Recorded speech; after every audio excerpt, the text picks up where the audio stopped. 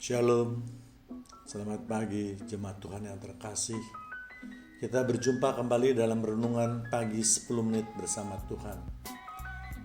Ini adalah sesi yang kedua yang saya beri judul Firman Memperlengkapi.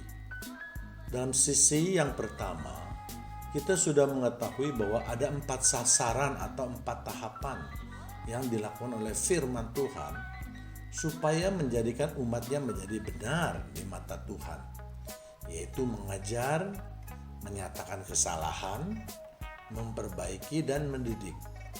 Keempat faktor ini dapat berjalan jika baik si pengkhotbah maupun jemaat saling mempunyai pengertian yang baik. Artinya si pengkhotbah harus terus mengasah dirinya untuk pemberitaan firman Tuhan, sehingga pengajarannya tidak asal jadi saja. Karena kalau ini yang terjadi, maka sangat berbahaya bagi kehidupan kita semua, termasuk juga diri si pengkhotbah sendiri.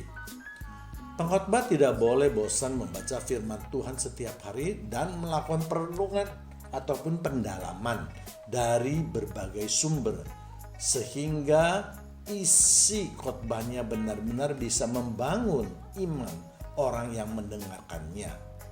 Jika isi khotbah itu yang itu-itu saja, maka bisa dipastikan kejenuhan akan terjadi bagi mereka yang mendengarkannya, dan ini sudah pasti tidak akan membawa peningkatan iman para pendengarnya. Sebaliknya, yang mendengarkan juga harus mau membuka diri, melakukan keempat faktor yang diharapkan untuk dilakukan, sehingga imannya bertambah dari waktu ke waktu.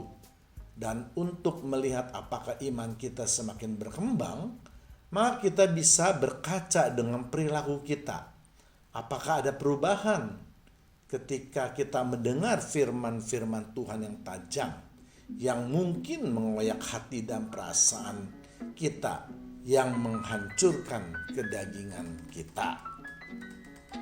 Apakah kita bersyukur karena adanya pengajaran dari firman Tuhan, atau sebaliknya kita justru mengeraskan hati kita dan memberontak, atau kita adem-adem saja, seakan-akan tidak terjadi sesuatu pada diri kita ketika kita mendengar firman Tuhan. Kalau kita berada pada alasan yang pertama, di mana kita bersyukur atas pengajaran atau teguran dari firman Tuhan dan berusaha memperbaikinya, maka itu dapat dikatakan kita sudah berjalan sesuai dengan kehendak Tuhan. Tetapi kalau kita berada dalam posisi kedua, yaitu mengeraskan hati atau memberontak, maka nampaknya firman Tuhan yang ditaburkan tidak bermanfaat sama sekali. Demikian juga jika kita berada dalam posisi yang ketiga, di mana firman Tuhan yang ditaburkan tidak memberikan efek apapun juga, seakan-akan firman Tuhan itu dibuang ke dalam lautan. Dan maaf, manusia inilah yang tidak sedikit berada di dalam lingkungan kita. Mereka tampak sangat rohani di dalam lingkungan kita, namun ketika keluar, maka nampak asli manusianya yang asli. Kita tahu bahwa tujuan firman yang lain adalah, kita bisa lihat di 2 Timotius 3 ayat 17. Dengan demikian tiap-tiap manusia mempunyai kepunyaan Allah, diperlengkapi untuk setiap perbuatan baik. Jadi untuk mencapai tujuan Allah, yaitu masuk ke dalam kerajaannya, manusia Allah ini harus diperlengkapi dengan sesuatu, yaitu firman Tuhan yang akan membuat kokoh berdiri terhadap berbagai badai yang menyerang. Badai yang menyerang bukan hanya diterjemahkan sebagai pencobaan di dalam kehidupan kita sehari-hari, tetapi juga termasuk penyerangan terhadap iman seperti yang dilakukan oleh iblis maupun penyerang ajaran yang sekarang banyak terjadi. Iman menjadi perisai bagi umat Tuhan. Banyak umat Kristen yang tidak mau membaca firman Tuhan secara berkesinambungan menjadi korban dari serangan pengajaran yang lain daripada yang diajarkan oleh Tuhan kita. Kita lihat sekarang banyak jemaat Tuhan yang pemikirannya justru terkontaminasi oleh ajaran lain daripada apa yang telah diajarkan oleh gereja. Mengapa ini bisa terjadi? Karena gereja kurang tanggap atau kurang cepat menghadapi serangan yang secara masif dilancarkan dalam waktu yang cukup lama. Gereja melalui khotbah-khotbahnya seringkali tidak memperlengkapi pengetahuan yang baik untuk menangkal ajaran-ajaran yang tidak baik itu. Atau bahkan gereja terlalu banyak mengandalkan kekuatan Roh Kudus untuk menjaga jemaat Tuhan yang dititipkan kepadanya.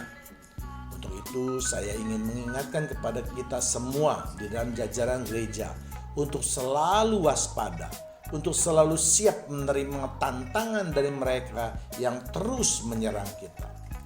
Kalau kita tidak menanggapi atau menganggap enteng sehingga ada domba yang tersesat atau bahkan binasa, bagaimana pertanggungjawaban kita kepada Tuhan yang telah menitipkan domba-domba untuk digembalakan? Ingat, apa yang Yesus pertanyakan kepada Petrus sampai 3 kali, itu pula yang akan dipertanyakan Tuhan Yesus kepada kita. Apakah kita sanggup untuk menggembalakan domba-domba Tuhan? Tentu ini adalah tanggung jawab yang berat pada saat ini. Apalagi dengan kemajuan teknologi telah menyebabkan begitu pesatnya kemajuan dalam berbagai kehidupan manusia. Jadi kembali lagi kepada perlengkapan tadi, yang sekarang justru menjadi ramai di medsos adalah mengenai pengajaran lain, atau saya memakai istilah sesat supaya bisa lebih dipahami. Tentang apakah boleh saya memakai kata sesat itu, nanti kita akan mempelajari pada sesi yang ketiga. Tetapi percayalah bahwa tindakan saya pasti ada landasan firman Tuhannya. Jadi untuk mengamankan domba-domba yang diberikan Tuhan kepada kita untuk digembalakan, maka pengetahuan Alkitab itu sangat penting. Sehingga ketika iman kita diserang, maka iman itu tidak akan runtuh. Jemaat sudah diperlengkapi dengan jawaban-jawaban yang diperlukan untuk menangkal serangan tadi. Suka atau tidak suka, inilah sekarang ini yang banyak diserang oleh penyerang agama Kristen.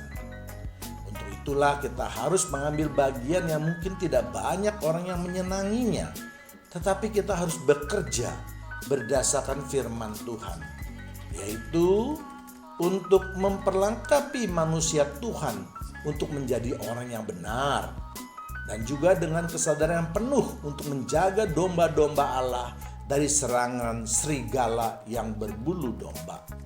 Jadi sekali lagi, mempersiapkan iman itu tidak hanya mendengar khotbah-khotbah yang indah-indah saja, tetapi justru dengan khotbah yang mampu merobek-robek hingga menusuk besumsum tulang. Bukankah itu ada sifat dan fungsi daripada firman? Kita lihat di Ibrani 4 ayat 12. Sebab firman Allah hidup dan kuat dan lebih tajam daripada pedang bermata dua manapun. Ia menusuk amat dalam sampai memisahkan jiwa dan roh, sendi-sendi dan sum-sum.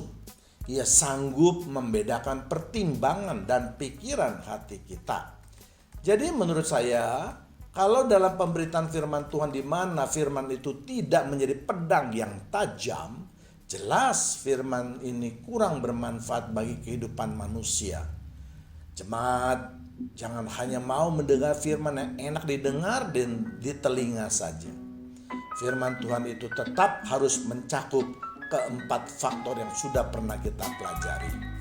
Jadi sekali lagi, mari kita buka hati kita untuk menerima kebenaran firman Tuhan dengan baik. Biarlah firman itu terus mengoyak tubuh dan tulang kedagingan kita, sehingga kita layak masuk ke dalam kerajaan surga. Inilah yang akan menjadi bahan perenungan pagi ini. Apakah firman yang kita terima sudah menjadi senjata yang tajam?